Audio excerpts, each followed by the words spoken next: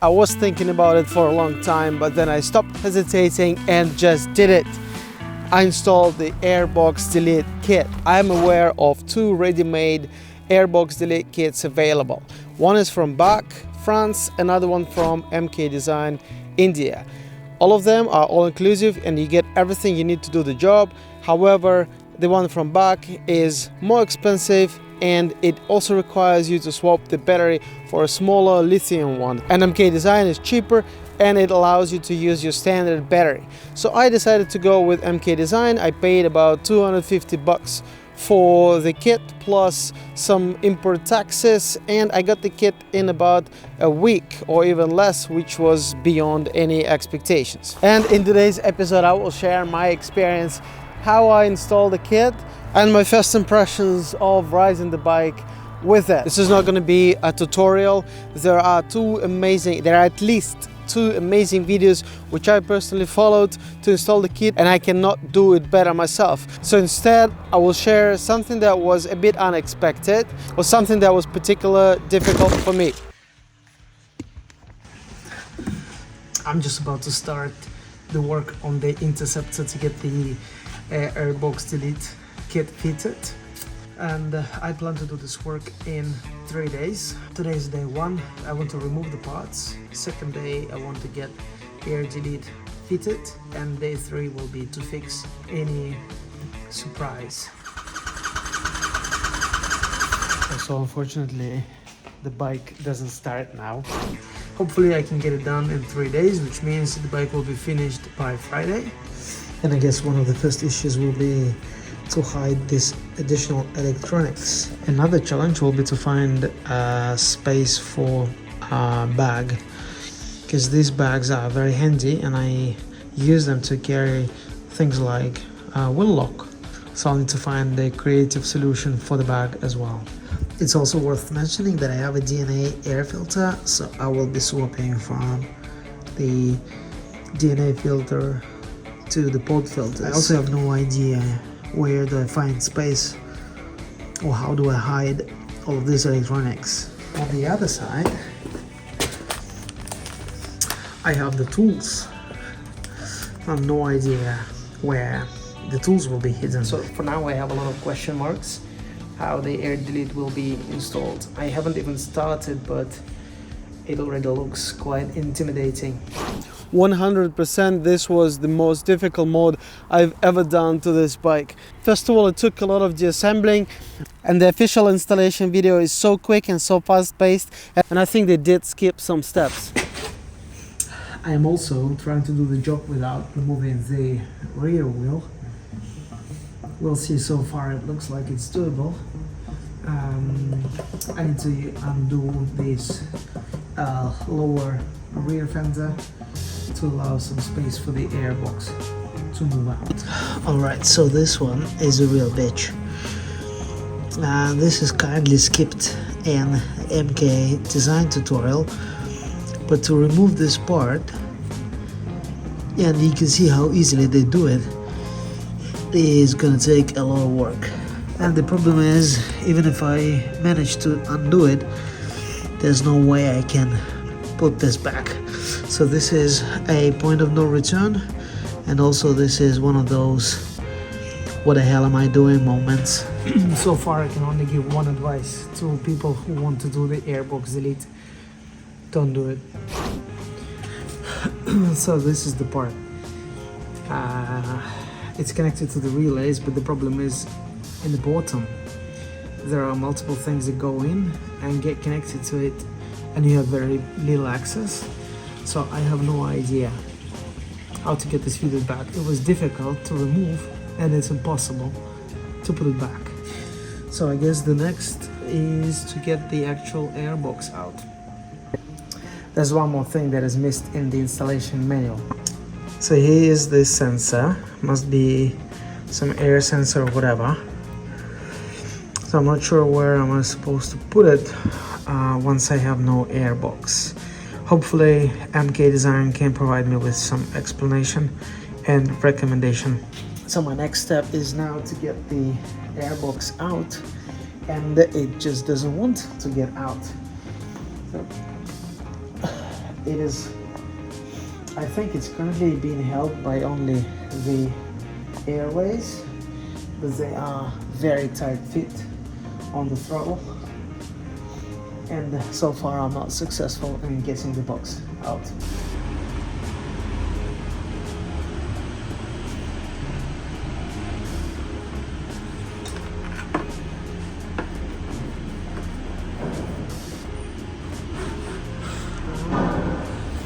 Alright, I know why there's one more.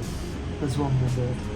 This little one was hiding from me. Okay, so now it's moving. I got one out. Yeah.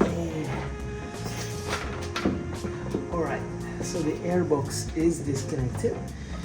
Now I just need to get it out.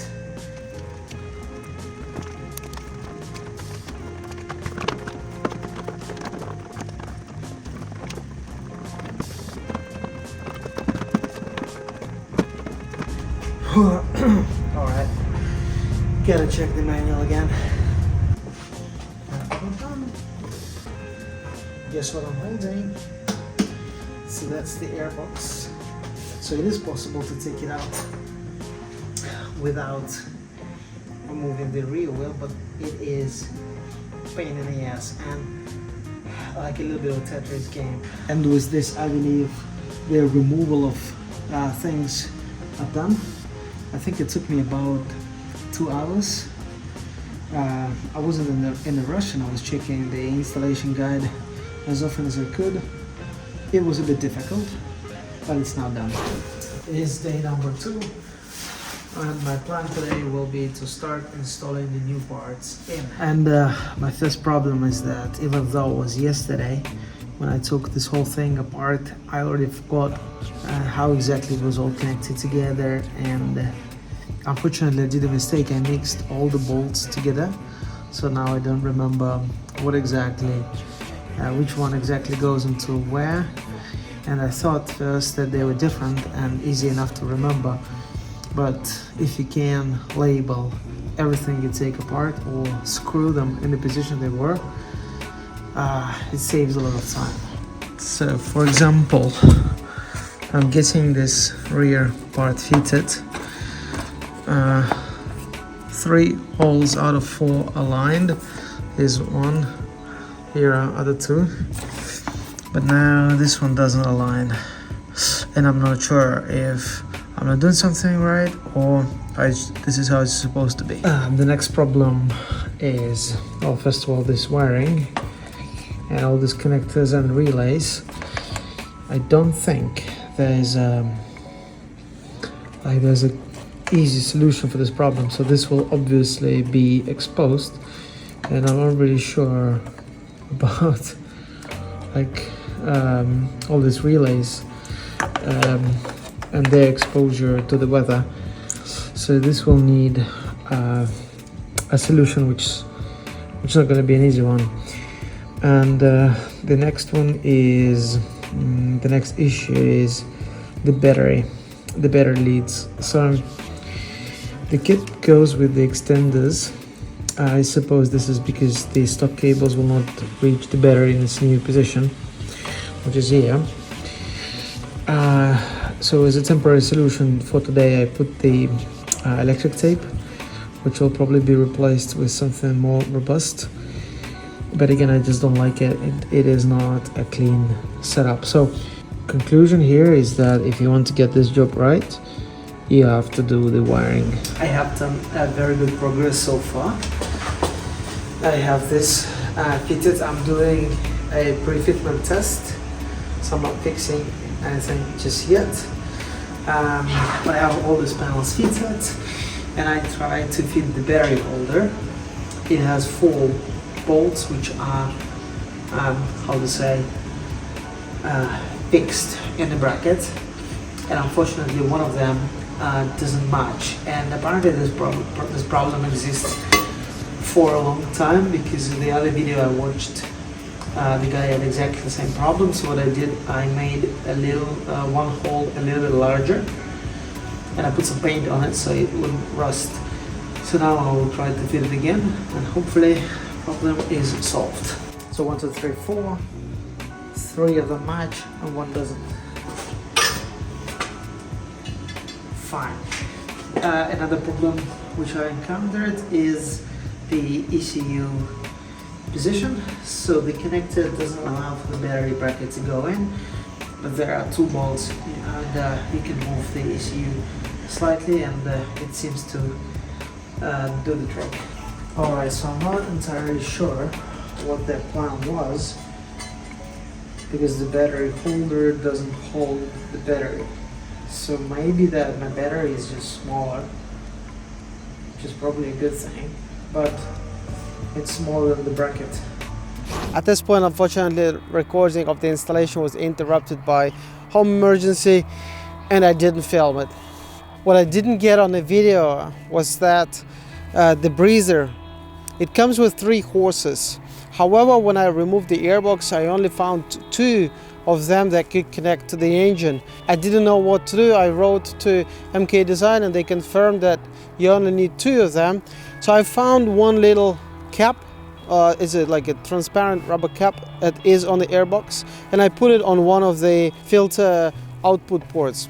Not sure how exactly it's called. So I get it closed, and then the 2 remaining ones I get connected to the engine where they're supposed to go. So one of the hoses that originally came from MK Design was too tight, and it was absolutely impossible to get it on the engine side. So I had to use again one of the hoses that came with the original airbox, and it actually worked.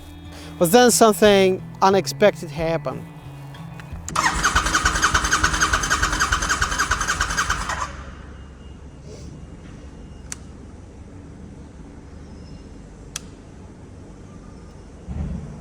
So unfortunately the bike doesn't start now, and I have no idea what the issue might be, because I checked everything that I did, but obviously I didn't check something that is wrong, so I don't know what that is. I immediately thought that I finally broke the bike down and the mod was unsuccessful. I wrote to people who did it before, everyone gave me options, but then there was one guy who said check the rollover sensor. And I also wrote to MK Design and their response was immediate: check the rollover sensor, you probably installed it in the incorrect position.